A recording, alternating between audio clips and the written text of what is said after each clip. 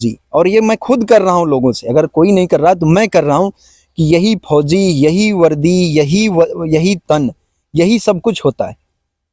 लेकिन सिर्फ इसमें सांसें नहीं होती हैं। जब ये फौजी आता है तो पैर रखने की जगह नहीं होती है जी। जब इसमें सांसें देख रहे होंगे तमाम न्यूज में आता है तो कहीं 50 लाख की डकैती करता है, कहीं किसी टोल टैक्स पे छिनैती करता है, यही चीजें कर रहा है, वही आने वाले भविष्य में करेंगे लोग। इसलिए देश को जगने की लड़ाई है। और राहुल बाबा जी से भी कहेंगे हम, जो लीडर ऑफ अपोजिशन महोदय हैं, कि सर आप केवल राजनीति, इतनी हिम्मत नहीं। आप, हमारे पास तमाम लल्लन टॉप से फोन आता है, तमाम बड़े बड़े न्यूज एजेंसियों से फोन आता है, और यहाँ तक कि बाइट भी लेते हैं, लेकिन चलाने की हिम्मत किसी की नहीं। तो सोचिए ये कौन सा, ये आजाद भारत है? फर्ज है, अगर जैसे अगर मेरा फर्ज है देश की हिफाजत करना, अगर मैं अपना फर्ज छोड़ करके मैं वही हथियार उठा के अगर घूम जाऊं अगर पीछे साइड में, तो क्या होगा?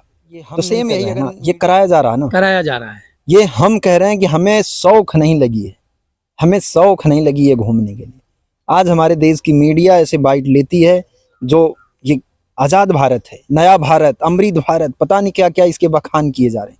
लेकिन मैं आपको दिखाऊंगा, मैं आपको दूंगा, अभी मोबाइल में मेरे वीडियो पड़ा हुआ है, ANI, ABP न्यूज़, न्यूज़ 18, जो हमारे देश की बड़ी बड़ी स्ट्रीम मीडिया है, अगर उनके आंका बोलेंगे, उनके जो अभी आप बाबा जिनका नाम ले रहे हो, अगर वो लोग बोलेंगे तब आपकी आवाज को चलाया जाएगा। इनके बारे में मैं जानना चाहूंगा और देश कहाँ जा रहा है उसके बारे में जानना चाहूंगा। स्वागत है आपका हमारे चैनल में। नमस्कार, नमस्कार सर, जय हिंद।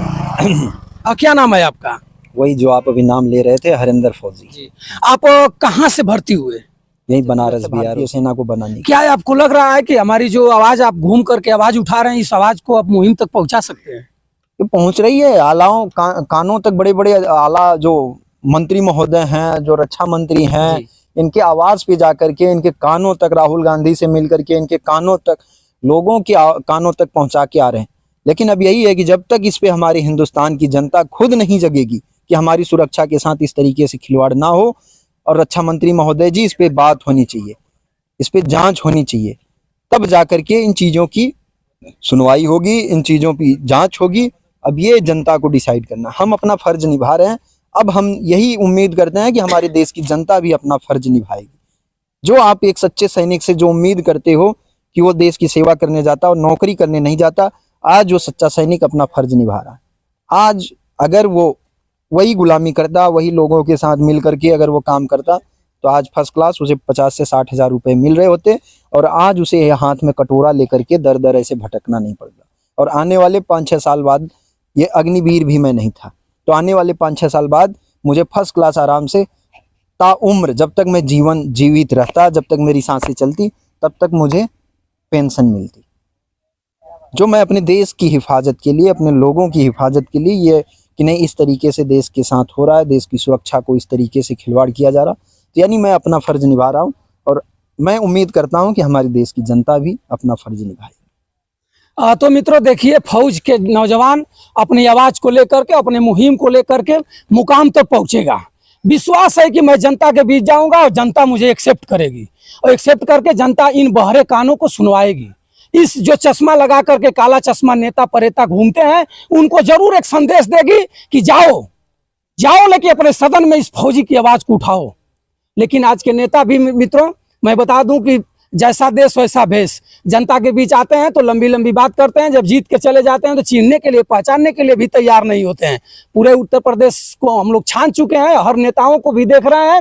उसी तरह बेचारा फौजी आज के डेट में पूरे दर दर भटक रहा है। लेकिन फौज के कोई अधिकारी कर्मचारी इस बात को ध्यान नहीं दे रहे हैं, बल्कि इस बात का जरूर उन्होंने ध्यान दिया कि इस फौजी को बगैर क्लेम लगाए हुए निकाल करके बाहर कर दिया कि जाओ बेटा तुम घूम लो, और घूम कर देख लो कि कितना तुम्हें न्याय दिलाने वाले तुम्हारे साथ आ रहे हैं। लेकिन मैं उस बहरे और अंधे 1.5 फुटवा अधिकारी से ललकार कर कहूंगा कि फौज के जो भी अधिकारी इस हरकेश यादव के कागज पर कलम चलाया होगा, जो भी इनको निकाल करके बाहर किया होगा, आपको शर्म आनी चाहिए कि जिस नौजवान को साल भर आपने से करके, पाल करके, हर ट्रेनिंग को भरपूर करके यहाँ तक आपने लाया, उस नौजवान को भेज रहे हो। अगर इस नौजवान का खोपड़ी घूम जाएगा, आप ही लोग कहते भी हैं, हमारे भी अगल बगल इर्द गिर्द के कुछ फौज के नौजवान और फौज के अधिकारी हमसे संपर्क हैं, कहते हैं कि हमारे जब नौजवान का खोपड़ी घूम जाता है तो उथल पुथल कर देगा।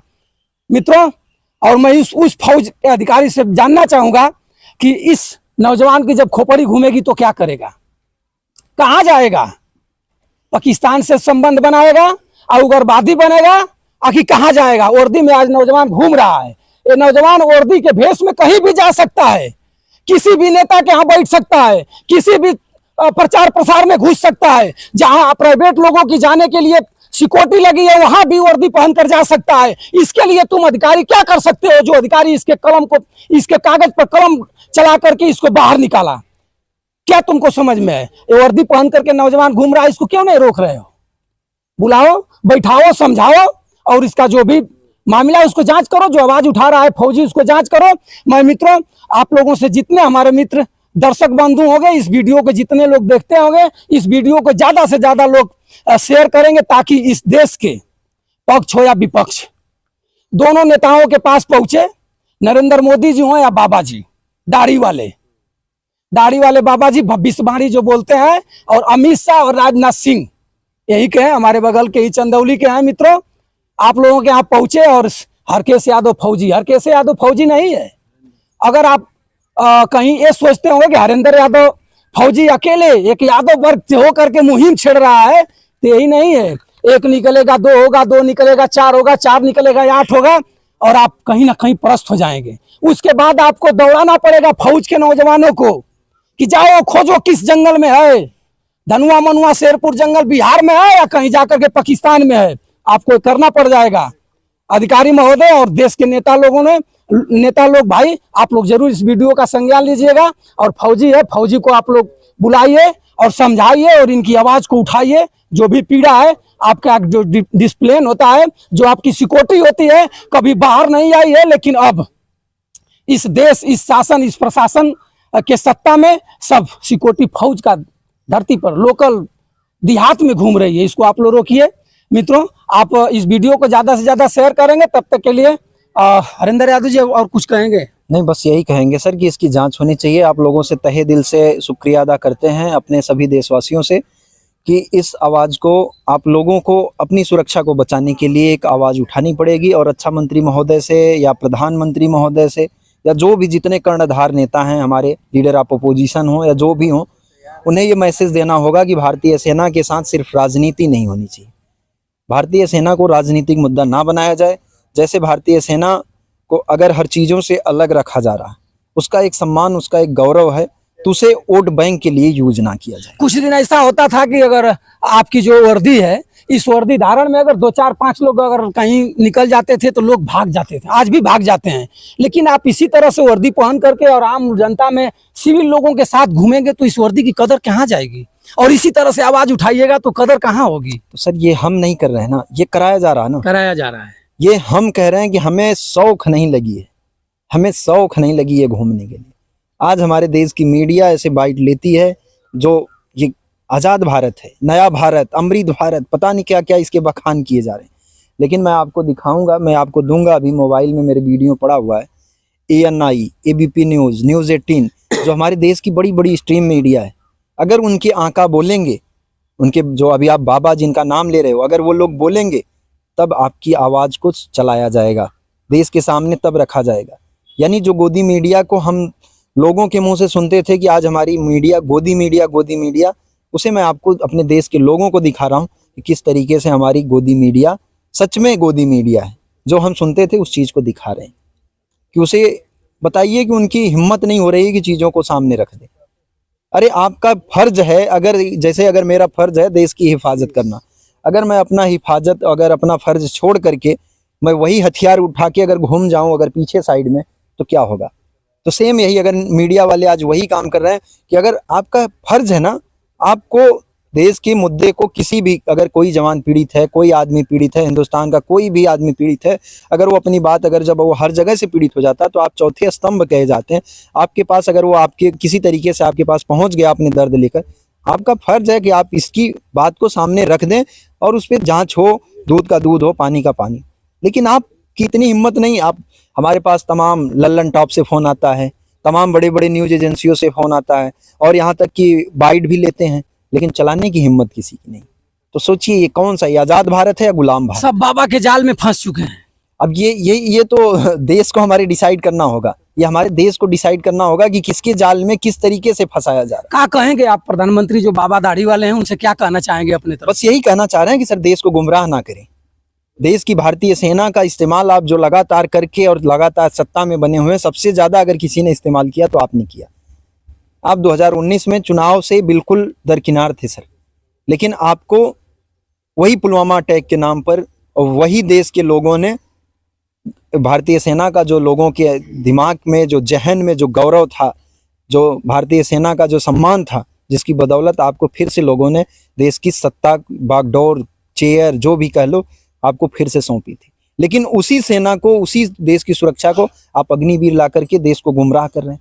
और अपनी सुरक्षा के लिए आप तमाम कमांडो, तमाम बड़े बड़े सबसे मतलब जो छटे हुए, जो उसमें से निकाल करके, निचोड़ करके जो टॉप 100 में होंगे, जो टॉप 10 में होंगे, आप उनको अपने साथ रख रहे हैं।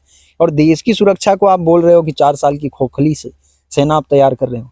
और वही अग्निवीर अभी आप देख रहे होंगे तमाम न्यूज़ में आता है, तो कहीं 50 लाख की डकैती करता है, कहीं किसी टोल टैक्स पे छिनैती करता है, यही चीज़ें कर रहा है। वही आने वाले भविष्य में करेंगे लोग। इसलिए देश को जगने की लड़ाई है। और राहुल बाबा जी से भी कहेंगे हम, जो लीडर ऑफ अपोजिशन महोदय हैं, कि सर आप केवल राजनीति ना करें।